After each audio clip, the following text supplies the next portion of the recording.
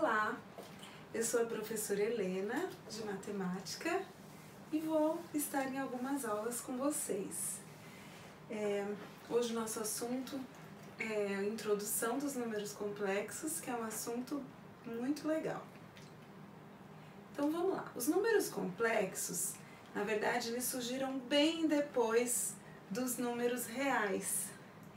E os números reais são esses números que vocês já conhecem, já estão acostumados a trabalhar, né? Então tem os inteiros, os naturais, os racionais, os irracionais, e juntando tudo isso nós temos esse conjunto dos números reais que você já conhece. E o conjunto dos números complexos vem agora para completar. Então esse é o conjunto dos números complexos, é esse que tem essa faixa cinza em volta. Tá?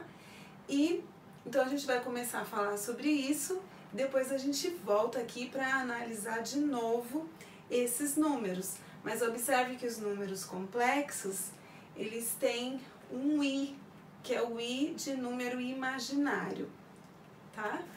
Então vamos lá, vamos começar a falar um pouquinho mais sobre isso.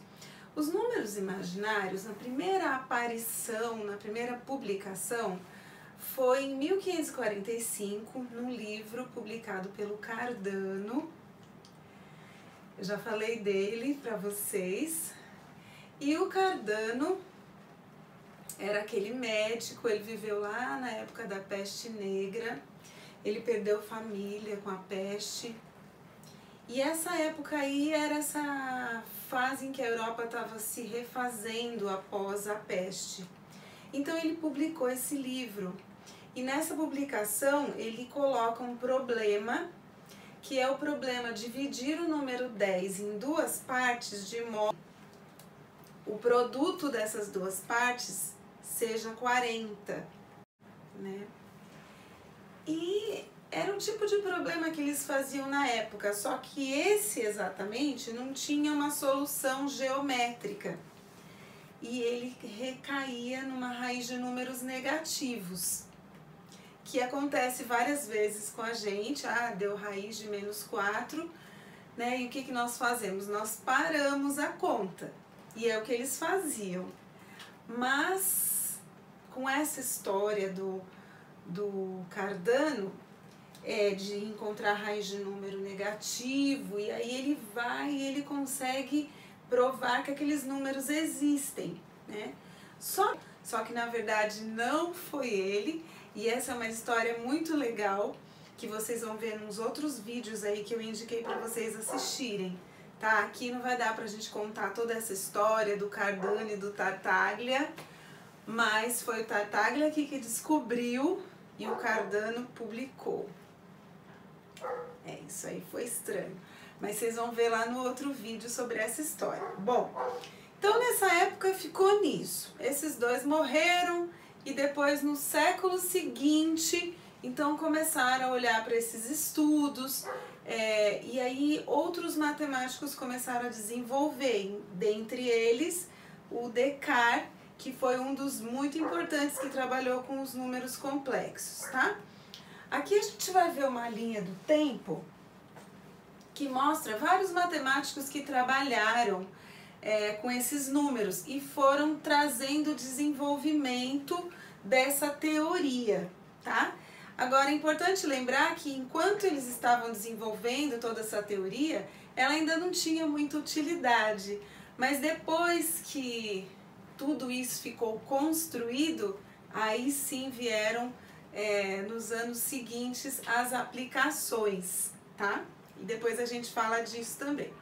Bom, aqui tem mais um pouquinho de história, então fala que a representação geométrica foi Gauss que descobriu, D'Alembert e outros também conseguiram chegar nessa teoria completa, né? Então, foi assim, durou muito tempo para a gente ter isso que a gente vai ver aqui em 2 semanas, né? Mas é importante para vocês conhecerem e até para a gente olhar para a história e ver que essas coisas demoraram para chegar onde chegaram, né? E é importante para a gente observar que tudo isso hoje nos permite ter um nível de tecnologia, de desenvolvimento que naquela época eles não tinham, mas que foi possível devido a essa construção matemática, tá? Bom, então como que é isso? A unidade imaginária, que é esse i, onde é que ele entra? Então ele entra nos nossos cálculos todas as vezes que eu tenho um menos 1 atrapalhando. Então eles colocaram da seguinte maneira, que não existe número ao quadrado que dê negativo, né? Mas então eles criaram uma unidade imaginária, que essa unidade ao quadrado dá menos 1. E essa é a chave de passagem para os números complexos. Então, se existe um número imaginário que ao quadrado dá menos 1, então vamos conseguir resolver muitas coisas. A primeira delas é que nós sempre paramos na equação de segundo grau, né? Quando aquele delta dá negativo. Então agora, quando a gente for resolver a equação de segundo grau, que o delta der negativo, o final vai ser diferente. Então vamos ver como é que vai ser? Olha só, uma equação de segundo grau bem simples, x² mais 9 igual a 0. Então isolamos o 9, passa o 9 para o outro lado. Quando você passa o 9 para o outro lado, o que acontece? Fica negativo, né? E não vai ter raiz de número negativo. Então, passamos a raiz e na hora que a gente vai passar a raiz, bom, não vai dar. Então, olha a manobra. Nós separamos o 9 do menos 1. E no lugar do menos 1, colocamos o i ao quadrado. E i ao quadrado tem raiz. Então, essa é a manobra.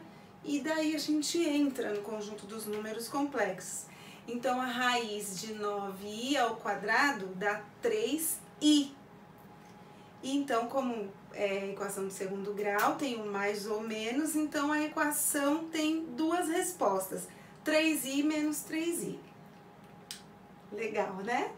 Vamos ver um outro exemplo? Olha só, nessa equação nós vamos calcular o delta, o discriminante. Então, cálculo do delta, bonitinho. Ok, só que ele dá menos 16. Então, o que nós vamos fazer? Separar o menos 1 do 16. Olha lá. E aí, continuamos normalmente, porque aí a raiz do menos 16 vai ser raiz do i ao quadrado, né? Vai ter, no lugar do menos 1, vai ter o i ao quadrado, então a raiz vai sair normal. Então o cálculo vai ficar assim, ó. No lugar da raiz de 16i ao quadrado, fica 4i e tudo bem. E a resposta vai dar 3 mais 2i, 3 menos 2i. Bom, então vocês viram que a resposta das contas dá um número diferente. Esse número tem duas partes. Então, esses números que têm duas partes, nós chamamos de números complexos. E esse número complexo, ele tem parte real, parte imaginária. Essa parte A é a parte real e a parte B é a parte imaginária. Então, sempre que tem o i junto, ali eu estou vendo a parte imaginária. E os números complexos, eles podem ser assim, dessa forma, com parte real e parte imaginária.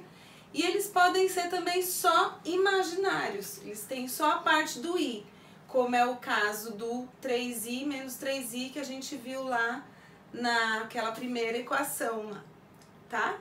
Então, essa é a forma algébrica do número complexo.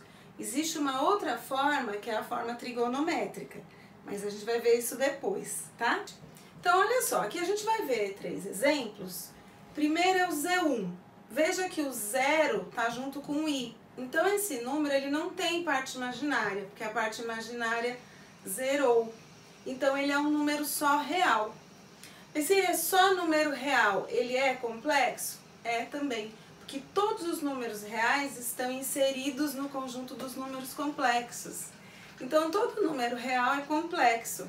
E esse é um número complexo que só tem a parte real.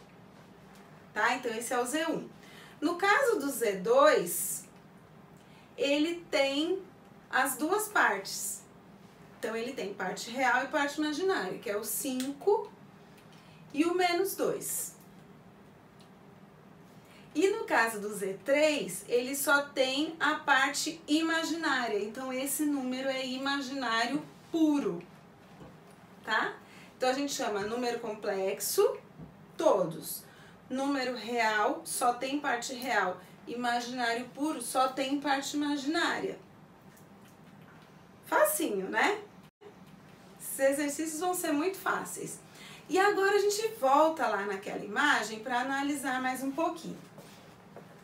Então, olha só, essa parte roxa, só números irracionais. Na parte verde, azul e branca, são os números racionais. E essa faixa cinza em volta é a faixa dos números complexos.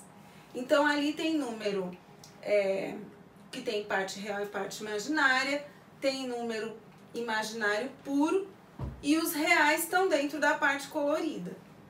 Então, toda vez que o número tem alguma coisa com I, ele está na parte cinza, que ele é número complexo, tá?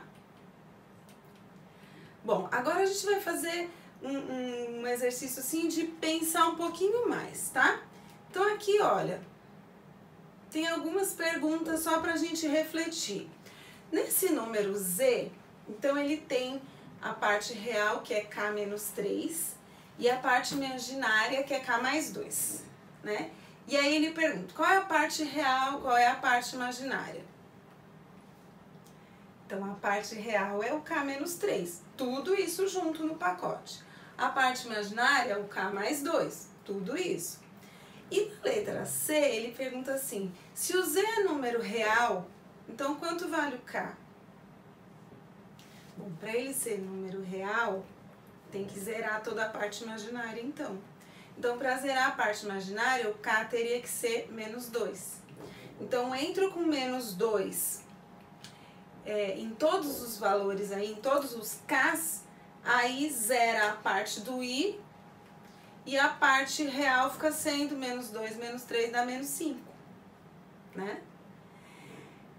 Aí, na outra, ele fala, e se for imaginário puro? Então, aí tem que zerar o K menos 3. Então, o K teria que ser 3.